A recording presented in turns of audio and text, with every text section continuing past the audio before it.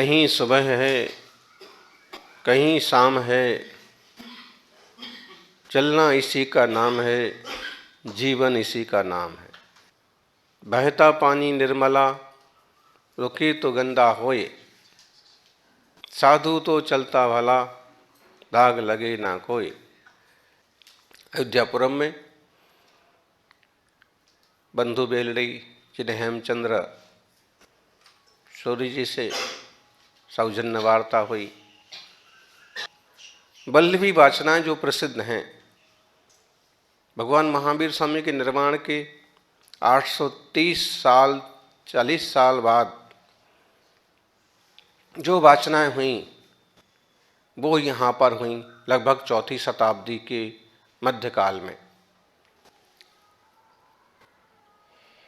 और ये वही वल्लभीपुर है जहाँ देवर्षि गणी क्षमा श्रवण के मार्गदर्शन में बड़ी वाचनाएं हुई और जहाँ मल्लवादी जैसे श्वेतांबर जनाचार्य ने जन्म लिया, जिन शासन की प्रभावना की।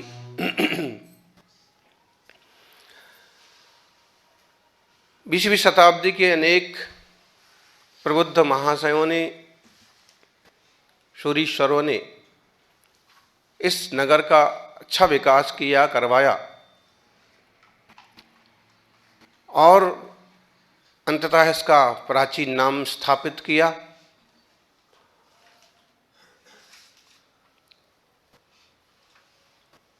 जैनागमों की वाचनाएं बहुत महत्व रखती हैं।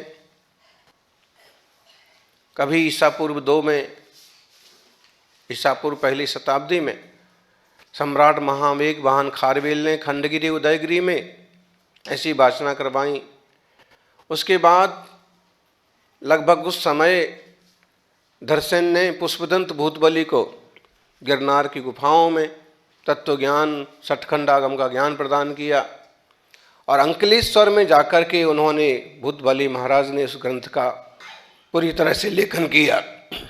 श्वेतांबर बंधुओं ने वल्लभीपुर का जितना अच्छा विकास किया है, अंकलेश्वर का 3-4 जिनालय होने के बाद भी, दिगंबर जैन मंदिर होने के बाद भी उतना विकास नहीं हो पाया, जबकि वो भी एक वाचना का महान ग्रंथ के लेखन का प्रमुख केंद्र है। ग्रंथों की सुरक्षा में जनाचार्यों का बहुत बड़ा योगदान रहा। निश्चित रूप से वल्लभी का नाम जब भी आता था तो मन में आता था कि एक बार इस भूमि का स्पर्श करना चाहिए, जहाँ आज से 1600-1700 साल पहले ग्रंथों का आलूढ़न विलूढ़न हुआ। उस समय के 500 से ज़्यादा प्रबुद्ध तपस्वी यहाँ इकट्ठे हुए और ग्रंथों पर चर्चा हुई और जैनागमों में जो कुछ भी उपलब्ध था उनको श्रेणियों में बांट करके और व्यवस्थित किया गया। द्वादशांग भले साक्षात उपलब्ध ना हो, लेकिन आज भी जिनवाणी का बहुत सारा हिस्सा हमारे बीच में उपलब्ध है। उसके माध्यम से, जिनागम के माध्यम से हम सभी आत्महित के मार्ग पर बढ़ते रहें और समाज में पक्षपात हो सकते हैं, पंथवाद हो सकते हैं, संप्रदाय हो सकते हैं, लेकिन नमोकार और तीर्थंकर, भक्तामर, तत्वार्थसूत्र लगभग वही के वही हैं। ऐसे में सब लोग मिलजुल करके जैन शासन को ऊपर से ऊपर बढ़ाने की, प्रभाव न करने की कोशिश करें, एक दूसरे का सहयोग करें। कल हेमचंद्र जी से जब सम्मेलन हुआ, चूँकि एक हेमचंद्र तब हुए जो मल्लवादी को अपना आदर्श मानते थे और सिद्ध हेम प्राकृत व्याकरण की रचना की 1000 साल पहले। दोनों का एक काल नहीं है। कई बार लोग एक फोटो बनाते हैं और दोनों को एक साथ बिठाते हैं, दोनों के काल में बहुत अंतर है।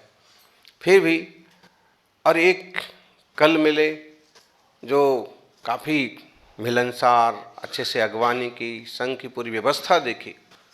और एक प्रसंग बना था 2 दिन पहले, परसों या उसके एक दिन पहले, और तो वहाँ भी बड़ा संघ था कि हमारी तरफ से संदेश भी लोग लेके गए कि यहाँ बैठ के चर्चा हो सकती है, धर्म मिलन हो सकता है। लेकिन क्या कारण रहा, समय की अनुकूलता या स्थान की अनुकूलता नहीं रही। जब हम मिलते हैं, बैठते हैं, तो मालूम पड़ता है क्या विशेषताएं हैं, क्या कमियां हैं, क्या सुधार करना जरूरी है। तो निश्चित रूप से यहाँ के जो मैनेजर जी और यहाँ के कार्यकर्ता हैं सबों ने, और आप जो तो कितने सारे लोगों को, वरिष्ठ लोगों को, नगर पालिका अध्यक्ष और नगर अध्यक्ष और भाजपा अध्यक्ष, और ये होता है कि आप देखो हमारा जैन धर्म क्या है, कितना बड़ा है, कितने तरह के हमारे यहाँ साधना पद्धतियाँ हैं।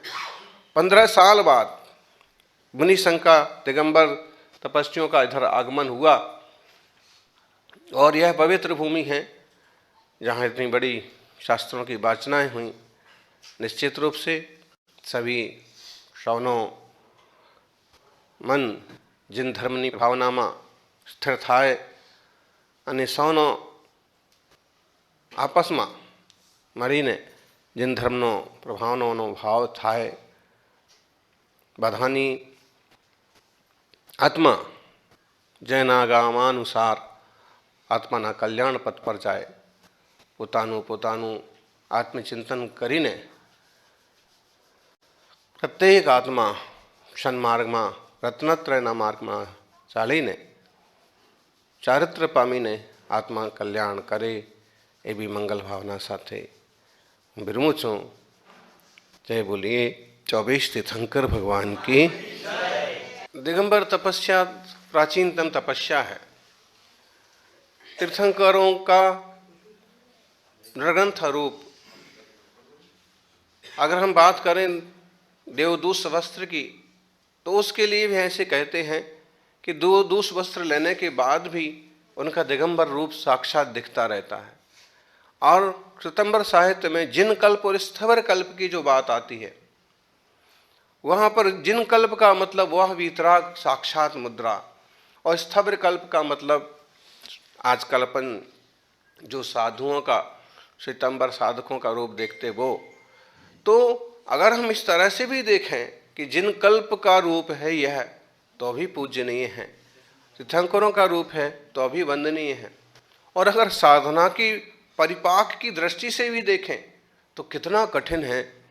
5 महाव्रतों का पूरी तरह से दिगंबर मुद्रा लेकर के, और ठंडी गर्मी में भाई आए थे रात को, तो क्या रहेगा साधु के पास?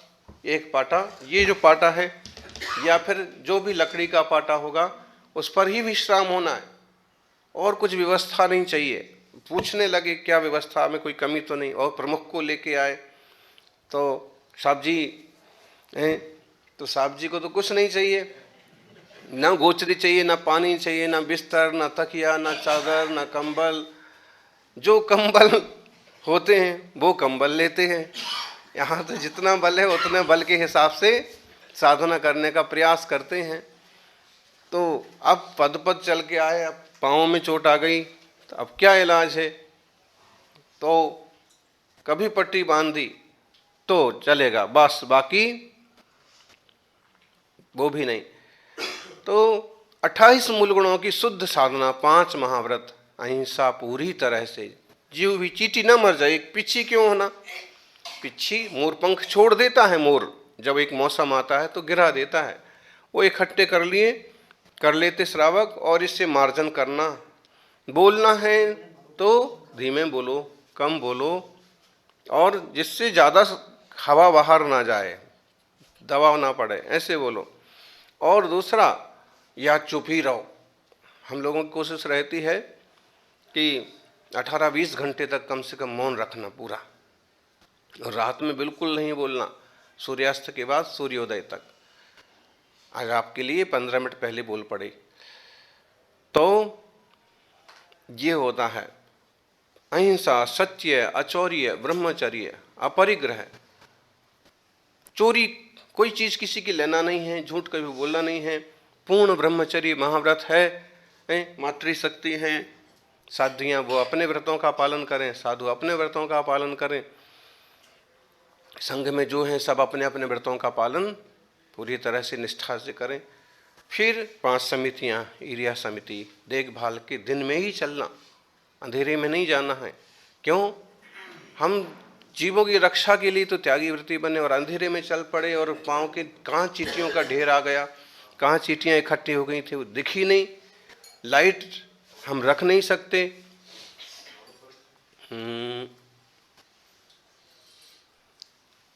टॉर्च वगैरह लेके चलना, अच्छा 10-5 कदम की बात हो तो टॉर्च किसी का सहयोग ले लो।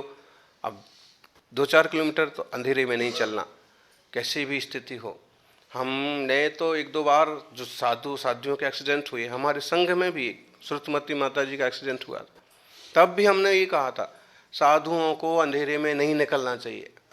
हमारी तरफ से भी कुछ सावधानियां हों, हमारे साथ कुछ श्रावक हों, हम उजाले में थोड़ा सा ठीक ठाक दिखने पर निकलें और शासन को इन्फॉर्मेशन करें कि साधु यहाँ से वहाँ जा रहे हैं। साथ में श्रावक चले तो ठीक, नहीं तो एकाध श्रावक अपनी भक्ति से एकाध गाड़ी उनके आगे पीछे लेके चलें, ताकि अकस्मात कोई घटना घटे तो उसमें एक कंट्रोल तो रहे। तो ये हो गया देखभाल के चलना, कम बोलना, काम का बोलना, कुछ भी कहानियाँ लेके बातें लेके नहीं बैठना, शुद्ध भोजन करना। एक बार हाथ में खड़े खड़े श्रावक कल जब वहाँ पर शंख, वहाँ पर 100 से ज़्यादा साधक थे, जब उन्होंने देखी चर्या साधना तो सबका मन प्रसन्न हो गया कि अच्छा ऐसे आहार होता है। आदिनाथ स्वामी के जो इक्षु रस के पारणा की मुद्रा देखते हैं, वैसी मुद्रा हमको आज यहाँ दिगंबर मुनियों की देखने को मिली। हाथ में ही पात्र, कुछ नहीं होता है। तो ऐसे चंदन वाला और महावीर के आहार का प्रसंग, उसमें भी वही मुद्रा है, वही मुद्रा आज भी साधु की विधि लेके निकलते हैं। संकल्प मिल गया तो आहार होता है। आहार में भी कभी अंतराय आ गया, कुछ जीव आ गया, कीड़ा आ गया, तो वो पूरा आहार छूट जाता है। अगले दिन आहार होता है, उस दिन पानी भी नहीं होता है। आपने बताया होगा रात्रि को। तो ऐसी कठिन, मतलब चौथे काल वाली, चौथे आर्य वाली साधना जीने की पूरी कोशिश। कभी कोई अतिचार लगता है तो प्रायश्चित होता है, उसका दोष लगा तो प्रायश्चित होता है। अपरिग्रह ब्रह्मचर्य, अपरिग्रह, इरिया, भाषा, ऐष्णा, आदान निक्षेपण समिति, विसर्ग समिति, कुछ भी लघु शंका दीर्घ शंका जाना तो इसमें नहीं चले जाना। बाहर जाना, खेत में खुले में जाना। आप लोगों ने पीछे खेत की, अच्छा साधुओं के लिए विसर्ग समिति की बढ़िया। गुजरात में हमारा गांधीनगर में चतुर्मास जो हुआ, हमने पहले 2 शर्तें पहले रखी थी, लेने देने वाली नहीं। ये शर्त कि एक तो हमारी विसर्ग जंगल की व्यवस्था ठीक होना चाहिए, खुला, तो वहाँ यूनिवर्सिटी में तो खूब जगह खाली पड़ी थी, प्रासुक। दूसरा, हम श्रावकों के घर घर आहार को जाते हैं पड़गाहन में, तो घर घर में पड़गाहन होना चाहिए, शुद्ध घर घरों में भोजन बनेगा। होता है ऐसा क्या? बोले हाँ। तो फिर वहाँ चतुर्मास हुआ, अच्छे से खूब प्रभावना से मुख्यमंत्री शामिल हुए, राज्यपाल शामिल हुए, शासन के कई सारे वरिष्ठ मंत्री शामिल हुए, हर्ष भाई आए, तो सब लोगों ने खूब लाभ लिया। समितियों का पालन होता है। 5 इंद्रिय विजय, स्पर्शन, रसन, घ्राण, चक्षु, कर्ण, मतलब रसना पर विजय का, खाना पीना हर चीज में कंट्रोल, हर चीज में विवेक, बाजार का कुछ लेना नहीं, सब चीज शुद्ध होना। फिर 6 आवश्यक कर्तव्य का पालन, समता, बंधना, स्तुति, प्रतिक्रमण, पचखाण और कायोत्सर्ग, ध्यान वगैरह, ये 6 आवश्यक। 7 विशेष गुण होते हैं मुनिराजों के। 3 महीने में 2-3-4 महीने के अंतर्गत केस लॉन्च करना सबको अनिवार्य है। छोटे से महाराज, बड़े महाराज, वो छुल्लक जी कहलाते हैं जो एक लंगोटी दुपट्टा रखते, जो सिर्फ लंगोटी रखते वो अलग जी कहलाते हैं। जब वो परिपक्व होते, कठिन साधना है, जिस चाय को दे दी और कल के दिन नहीं सधी तो भाग खड़ा होगा। तो फिर जब परिपक्व होते हैं तो फिर मुनिराज बनते हैं। वो तो केश लॉन्च हुआ, दिगंबरत हुआ, भूमि पर जमीन पर ही विश्राम करना, रात्रि को थोड़ा सा स्नान नहीं करना, दंत नहीं धोना, मंजन नहीं करना, खड़े खड़े ही आहार करना, हाथ में ही आहार करना, ऐसे ही 7 नियम ये भी होते हैं। ऐसे 28 मूल गुण की साधना आचार्य के, 36 मूल गुण की साधना आचार्य करते हैं, 25 मूल गुण की साधना उपाध्याय करते हैं, आर्यिका माता जी जैसे मुनिराज करते हैं। बस उनके पास एक वस्त्र रहता है, साड़ी, बाकी साधना कैसे करना है, मुनियों जैसे एक आवरण रहेगा, क्योंकि मातृशक्ति का रूप उसके बिना संभव नहीं बनता है। तो ये सर्वोत्कृष्ट साधना का मार्ग है। और आज बल्लभी वाचनाएँ जहाँ हुई, जहाँ पर अनेक अनेक साधु इकट्ठे हुए होंगे, किसी ज़माने में जहाँ पर जैनागम की धारा बही, और आज हम श्वेतांबर अर्धमागधी साहित्य में देखें तो कई सारी विशेषताएं वहाँ भी मिलती हैं। वहाँ भी ऐसी खुली छूट नहीं है कि आप ये चीज़ें वापरो, वो चीज़ें वापरो। वहाँ भी हरिभद्र सूर्य ने तो यहाँ का कि जिन लोगों को ज़रूरत नहीं है और वस्त्र पात्र आदि का प्रयोग करते हैं उनको कायर कहा है। मतलब अगर आप सक्षम हो तो आप कम से कम साधनों में ज़्यादा से ज़्यादा साधना करो। तो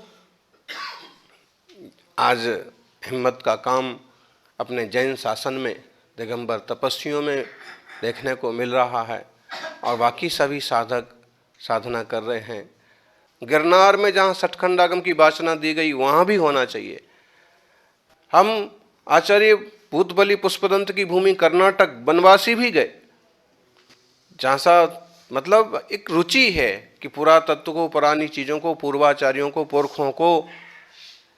अभी संघ में ब्राह्मी लिपि पर, प्राकृत भाषा पर कितना काम हो रहा है।